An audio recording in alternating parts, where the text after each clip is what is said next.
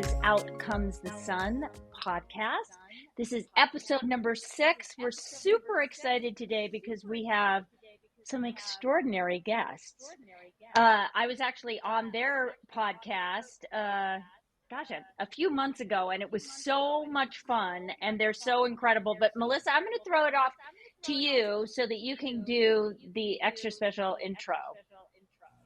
Yeah, she's thrown, just for the record, she's thrown the hardest task to me because these women are such heavy hitters. Were I to walk into the room carrying all of their accolades, I would need help. So I'm going to hold up. These ladies that we have today, we have 2/3 of this dynamic trio here today, the authors of the book B. And the ladies that we have in front of us and with us in the studio are Lisa Vrancken, who's an award-winning TV producer and marketing and brand expert. And having just a smidge of exposure to that thus far, I can attest to that clearly. We also have Korie Minkus, who's a renowned brand strategist, motivational speaker and global consultant, and also the CEO and founder of a company, Rock Your Product. Both ladies have worked with huge heavy hitters in the industry, all industries. And the third, our person in spirit today is Ashley Black, the third author of the book. And Ashley is the inventor of Fascia Blaster, which I've loosened a few fascia for myself with this amazing product. She's a business mogul and #1 best-selling author. That's who we have in our studio with us today, Mariel. I'm surprised there's enough room for all of us in here. I know. Seriously. A lot of powerful energy. Thank you for being here. Yeah, it's so cool. And I'm going to give you both a lot of time to talk because, you know, your book is really powerful. At first I was like, I should read this book, this self-help. I picked it up and it was like, oh my God, everything about what you talk about in business, being an entrepreneur as a woman is so, it's kind of groundbreaking, but it's not with groundbreaking ideas. It's with actually old and tried and true and like almost ancient ideas. So I'd love for you to give me, let's start with Korie, your kind of idea of how this book came about for all of you, I guess, but from your perspective. Wow, that's a big question. First of all, thank you for having us. Lisa and I are honored to be here with you today, Mariel, and we certainly, Melissa, love the approach that you're taking with your community, and we're honored to be, I think you said number 6 on your podcast. So thank you for having us as the 6th guest on your podcast. So thank you for that. So we created this book out of an identified need for helping women in business understand their own entrepreneurial mindset. Mm-hmm. That's really where this started. Although Lisa and I will tell you that we started it with a little bit more of a business approach to it. It has morphed into something that has been more around the mindset and maybe less around business acumen of creating business techniques and skills and outcomes. But ultimately, what we realized through the development of this book is that the most important thing in the entrepreneurial journey is not just the acumen and the business skills, but it's actually the mindset that supports everything you need to execute in business. So the book really took on a life of its own over the 2 years of writing it. And the 3 of us coming together was really a beautiful collaboration of all 3 of us having super experienced and unique backgrounds, all in not just physical product businesses, but general entrepreneurship and, of course, business successes that we've all encountered in our own careers. And so it was really this beautiful collaboration of 3 women coming together saying, we can identify as women with each other the challenges, the opportunities, the thought process, and the mindset that we need to continue to be reminded about or unearth in each other as we move through the process of being an entrepreneur. And so this book, as we say, it's a perennial opportunity to go back and be reminded of these different areas of your mindset, your life, your experience in the entrepreneurial journey that you need to be reminded of to be most effective in what you're accomplishing and you're doing. So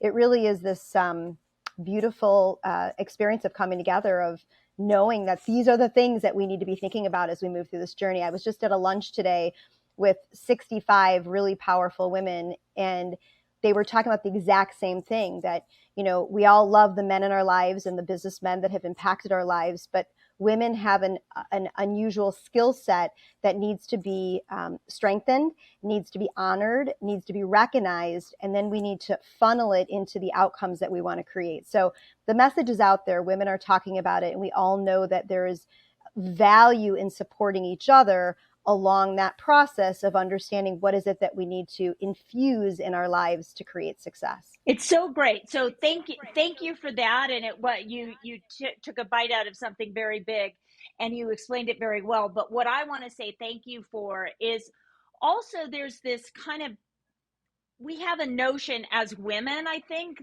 to think of women in business as being a little bit like like they go after each other, and we're very competitive and we don't collaborate more, right? I mean, Melissa and I collaborate and we love that collaboration, but I don't think we're not kind of trained in the world to do that. So number one, thank you for that. And number two, you kind of came at this,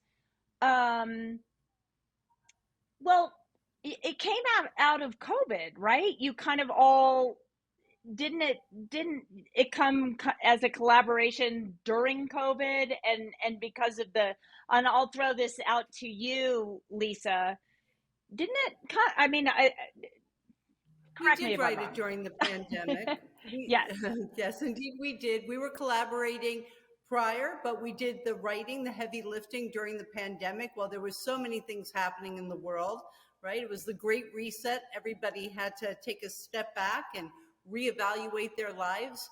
And we thought it was really important because as women, we all are confronted with so much BS in business. And that's the stuff that people don't talk about, right?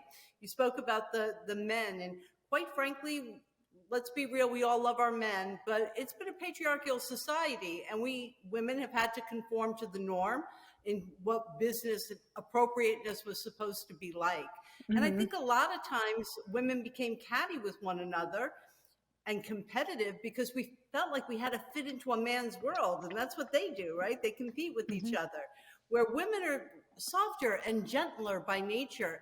And that's why in our book, we speak a lot about the divine feminine, getting back to our ancient roots of from whence we came, right? That right. Compassion, that empathy. We are the mothers. We do hold space for others. And if we can return to that heart-centered place and run our business that way and run the world that way, we would be living in a much more beautiful space, much more elevated, right? So it is about coming back to who we really are as women and supporting each other and amplifying each other's voices as opposed to competing, rewriting the playbook on what women in business are supposed to be about, because there's so many friggin' books out there that taught women how to act like a man in business. Right. We're deconstructing that myth. We don't want you to act like a man. Embrace all the beauty that you have within as a woman and bring that to the boardroom. Absolutely. And I think that you'll be happier and more authentic as well. Yeah. Well, I was telling Melissa before we started, I used to say back in the 80s when I was, I don't know, making a lot of movies or something, 80s 13. And 90s. Yeah. When you were 13? Yeah, right. I used to say, I thought that the whole women's movement at that time was so misguided, like it was all about, women, or men in skirts, right? And they're running around, and that's why, women got this, they were bitches and they were bad. And, we had this idea that a successful woman was a nasty and not being feminine at all, not using the divine feminine. And I've always said, and I loved reading it in your book, that, the strength that we have as women is being feminine. It's all the women's wiles and beauty that we have inside of us that gets to be, that's where our power is. The reason why, men, there's always some great woman behind a great man. It's because we also knew how to shut up and sit back when it was necessary and not get egotistical about that notion, because that's actually a beautiful and humble and wonderful thing to do. This book is really powerful. I was super excited and surprised by how you kind of unlocked the idea of doing business from a place of the heart, right? Coming from lifestyle, what you eat, whether you're exercising, looking at your brain waves, gamma, theta, all these different ways that your brain works. And where does that come into your life? So you really dissect almost everything about a woman's behavior to find passion and purpose, which I found just a wonderful thing. So my question now is, can you give us, you have a wonderful equation to find your passion, which really is kind of part of your purpose, but maybe you could explain that there's kind of an equation that you all came up with. Lisa, you want to talk about the equation? Is that making sense? Right. Okay. Yeah. No. Okay. I mean, so. Yeah. And I want to break it down to even something simpler. Yeah. At the end of the day, the reason why this book became a hybrid, because as Korie and I stated at the beginning, we were much more business focused because we're in the dynamic product world. And whether I'm filming commercials or we're interviewing thought leaders, or Korie is acting in the capacity of a consultant and a strategist and bringing products to retail and doing an amazing job at that, bringing $1 billion of product to retail. The bottom line is, we knew that a lot of everybody from Shark Tank, watching that thought, oh God, I could be an entrepreneur and be like a rock star. And guess what? Practically everybody can start a business tomorrow, but can they be successful at it? And we realized that the only way to be successful is if you're mentally strong, if you have built up and have a strong mindset. But what we realized is we started a podcast called The Writing of the Book on Facebook, where after, on Thursday nights after this recording, we will be on there and we interview different guests. And part of it was proof of concept to see we had an idea of what we thought people needed to learn the process of taking a product from ideation to market. But what did the women out there really want? And what we learned by asking them and being so interactive is that they all felt, not all, but many felt stuck. They were in a rut. The blueprint of their life that they had envisioned wasn't the reality of what was happening. And many of them were in 9-to-5 jobs that they hated, but they needed the paycheck. They needed to pay the bills, right? Many of them were single moms and the like. It was a necessity. So we rethought, how do we start this? And that's why we have 4 pillars in our book: passion, purpose, product, and prosperity. Because unless you find what really lights your soul, to illuminate your path to your purpose, it needs to fuel. That passion will fuel your purpose, right? You need to self-discover. You need to remember who you were when you were young, getting back to the alpha brain waves of imagination and that childlike behavior, what you really enjoy doing. Those are the things that you should be looking at. Believe me, women at 45 are the most common age for entrepreneurs. It's never too late. I'm 61 and I'm still creating new businesses for myself. Never stop. It's never too late while you have breath in your lungs, but find out what's going to make you happy, because then it's not work anymore. Then it is your passion. And we have movements in the book on how to uncover their activities, how to do the work, because you can't just think it. You have to do the work. And you do the work when you have awareness, when you're newly awakened. Mm-hmm. So that is what we do in the book, is we give you exercises to do to help you rediscover what it is that's going to set your heart on fire. That will be the driving impetus behind you to continue to have the persistence and the resilience and to shed those limiting beliefs. Because let's face it, we're shaped by our family and all of the people around us at a young age, up until 8 years old. And it's like you had a data download of how, what they know and how they interpreted life and your presence in that world. And sometimes it's negative. And those grooves cut deep like a record. Now you have to reprogram. Mm-hmm. You have to basically wipe the slate clean and reprogram so that you can find your real happiness. And that's what's going to lift your soul and make you live in joy and happiness and alignment and be high vibrational, right? And that entails the way you eat, the way you sleep, the exercise that you do, and how you communicate with other people as well. It's a holistic lifestyle. Mm-hmm. You said something, Lisa, that really struck with me, and it's that you talked about how it's the mindset and having, and it's almost like you're offering a business rehab, if you will. So it's like, let's rethink this, let's take the old and reprocess and help you understand what really works.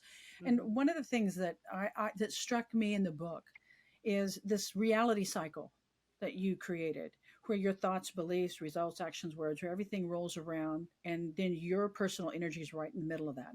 I think the reason that that was so profound for us at MHF is because we are, as a resource navigator, we're always bringing people in to understand different methods of help, different modalities of help for their mental well-being. And what is another caveat of what we're talking about that's missing with women in business is because we are so multifaceted with work, home. We're not just in a board meeting. We can handle it, but then walking back to our desk, we may be thinking, oh, I've got to pick up the dry cleaning, my daughter's got that science project tomorrow. We're like, our minds are flying. We're not tunnel focused. We can be, but we have so much. Either we've taken it on by hunter and gatherer mentality, or we've taken it on by marketing and industry promotion. So, nevertheless, one of the things that I know is that women are constantly looking in business, that Mariel and I come across, looking for a way to ease the guilt from the balance of success and home life, whether or not you elected to have children or could have children, or not you elected to get married, whatever the separation is. It's that balance and them finding their happiness. And I think this reality cycle really struck with me. It's worth reiterating. But the 4 parts of your book that you broke down, that you mentioned: passion, purpose, products, and prosperity. I see within here in each of the chapters a real gentle nudge to finding the balance and really giving yourself permission. Can you speak to that? The what your women are suffering from? And I know suffer is a pretty heavy verb to choose here, but we really are, there's a little bit of a yoke in having to do it all and keep up with the boys, which the divine feminine is beautiful in bringing back. So there's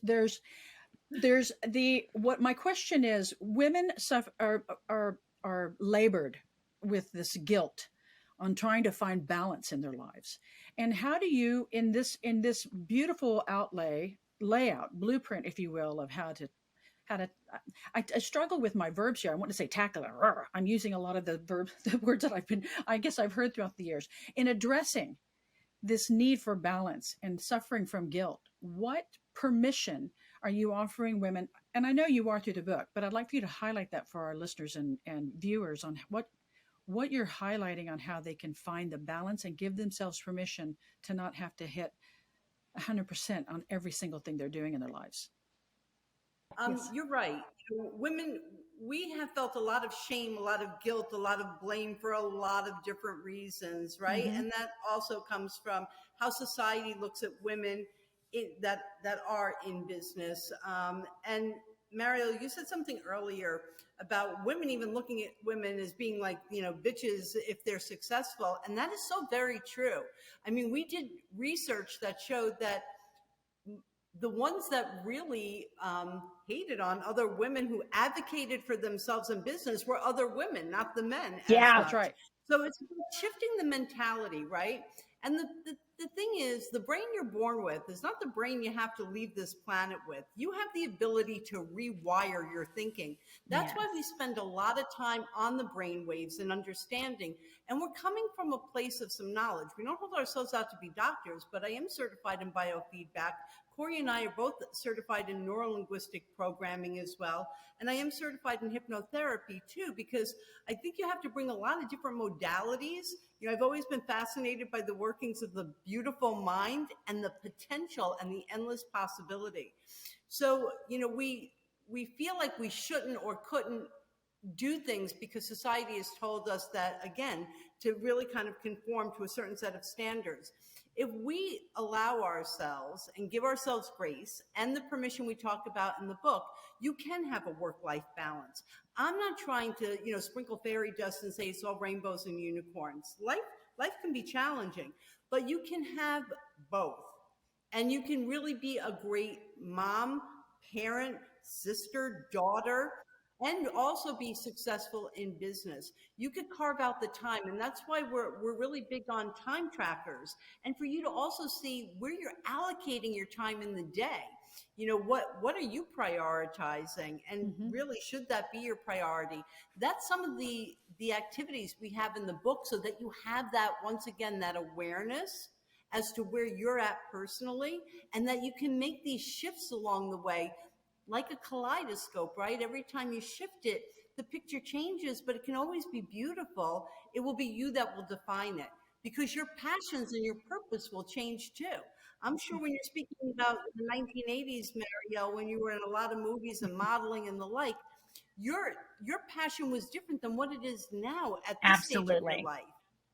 We pivot, we evolve, and we need to embrace all of that as part of the journey as well. I think as women, when we do that, then we find more balance and more happiness in our lives. Absolutely. And you mentioned something that you bring up in the book about it's kind of an awareness of every day, and that your purpose and your passion can actually be found in something that you've been doing all the time, all along, habitually, but you can reignite passion into stuff that you're doing all the time. I really like that, because not everybody has the opportunity to, unplug everything and start a new life, right? Or a new business. But everybody has the choice and opportunity to say, wait a second, here I am in my life. I've been doing this same thing every day, but all of a sudden becoming more aware and more purposeful, which to me really, I interpret it as presence. That you become more present. Mm-hmm. You are now in this moment, and then when you're in the present moment, then all of a sudden the mundane becomes wonderful and beautiful, and this new expression. And I love that. I love that in every aspect, because I think you do deal with the brain waves. You do deal with trying new things. I love that. Trying new things, because I know for mental health, trying new things is such a big thing to helping your brain to keep neuroplasticity, to keep the brain functioning, to keep, the dendrites growing. Like you've got to expand, and doing new things doesn't mean changing up your life. It could be, you try yoga and you've never tried it before, or you go rock climbing, or or something new, right? And I love that, And and you I get to thank you for define that. what that something is, Yes. right? It's as opposed to somebody telling you what you have to do. It's like, just even the way we define beauty in this country, like we're Yes. told what that needs to look like. It's about shedding all of those pre-existing belief systems and recreating for yourself, because we're also very unique, right? We're like the snowflake. We each bring our own unique gifts. We all have our own stories to tell. And it's about finding your gifts because you have them, and appreciating them. And yes, you can reignite something that feels rote, because all you need is a different perspective on it. Yeah. And Yes. that's the shift that can happen. And that's what, whether it's starting something new, and there's nothing wrong with that. I've done that many times in my life. I happen to like change. I'm going to be doing it again within the next month. But quite frankly, for some people, it's just um, being able to refuel what they're currently doing, and maybe give themselves more time for fun within that, to make it sound more exciting once again, because now they've gotten really bogged down. Well, it's almost like Well, you've one of the given things, oh, sorry. I'm sorry, Melissa. Oh, quick. It's like you've given women permission to trust their own intuition on what they know is right for themselves, right? Because don't we all really know what's right for ourselves, but we sort of believe all the outside information that's coming in at us, and then you doubt yourself. You doubt your own intuition, but it's our gut, and that's also a very divine feminine thing. I think men have That's it their entirely. own That's gut, what we but have over yes, men, right? yes. Sorry, Melissa, Yes, go. absolutely. no, I was going to say one of the aspects that we talk about in mental health also is a sense of community. Yes. And you both both Korie and Lisa talked about this within your different speeches, or talkings, with that the sense of women working together. I mean, the three of you on the cover. This is community, and we know the power of community in helping people establish a good mental health space. So if we, by encouraging what you're doing, by encouraging, by the sheer nature of just the cover of the three of you, the sisterhood, if you will, by encouraging this sense of community, whether it's by design or not, the women who embrace community are also saving themselves emotionally, mentally, spiritually, Yes. because they're not alone. And you can't, maybe men are driven. I don't know. I'm not an expert on, Mars and Venus and all that, but maybe men are more driven to forge alone. But women do, we move together, and we have a tribe of women that help us raising the babies. And it's so this sisterhood is so successful. And I love this whole concept you've talking about. Sometimes we are the ones that hurt each other and hold each other back. I know throughout history, whenever laws have been proposed that would benefit women, the ones who lobbied against it were women. And even in equal pay, it's at one point, the female attorneys that were lobbying against it were female attorneys lobbying against women getting equal pay. And it always blew my mind on why we do that. It's almost encouraged, this cat fight. That's the verbiage that's used, right? But I also think what's interesting, it's kind of goes back to your book. It's like, what limited beliefs were those women having that created that inability to say, no, I'm worth it. I deserve to be paid the exact, same as a man, not because I'm like a man, but because I'm very much like a woman, right? So I love, it's a very good point. I'm just as smart, or just as skilled, or even more qualified than they are. So yes, you hit the nail on the head. It is the limiting beliefs. And that's why we get into that in great depth about shedding those beliefs, because women sabotage, right? We constantly, we think we're not worthy, not smart enough, not good enough. We put ourselves through the ringer, and we're always over analyzing. And if we can get back to trusting our intuition, working together in community, in collaboration, supporting and lifting each other, we will go so much further into the future. And I believe that that's happening. I'm seeing that shift starting to take place. You're always going to have those people that are reluctant to change. But I think the more educated, the more aware, and the more we get the people involved in the B movement, that's what we call our movement, then the word will spread, and I believe it'll have a global impact. And, I'm proud of all the women now that are jumping into, leaving their job, saying adios to the job, and starting their own businesses, and really taking on mentors to help them, to support them, and getting involved in communities like yours or ours with the writing of the book. I think it definitely makes a difference. It's huge. And we're so grateful that you came. We have such a short little show. It's not like your show that goes on and it could go on forever. But I'm so grateful that you came on for so many reasons. We are, you really bringing light to the importance of community and women and coming together, and the writing of the book and the B movement, and your book B, which is extraordinary. And I don't say that lightly.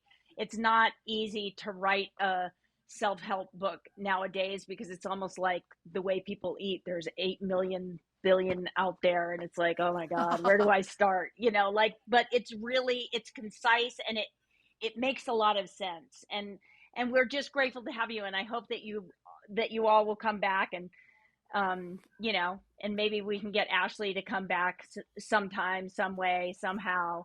But I love you guys. Thank you so much. Melissa and I are just incredibly grateful to all of you, even Ashley, who's not really here, but she's kind of here.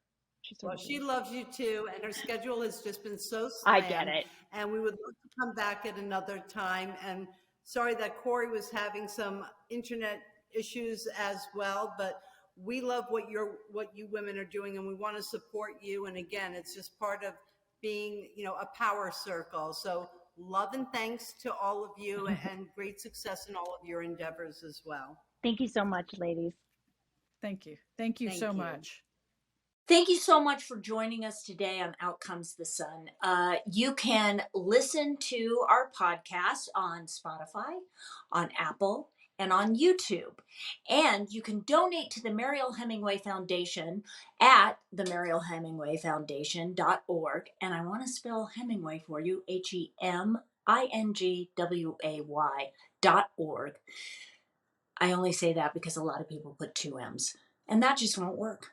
Also, if you're watching on YouTube, you can go to the donate button at the bottom, and it will take you right to a link with the QR code. And if you go to MarielHemingway.org, you can also press the donate button and be able to donate to the foundation, which is designed to help guide people towards finding the right solutions for their mental health issues.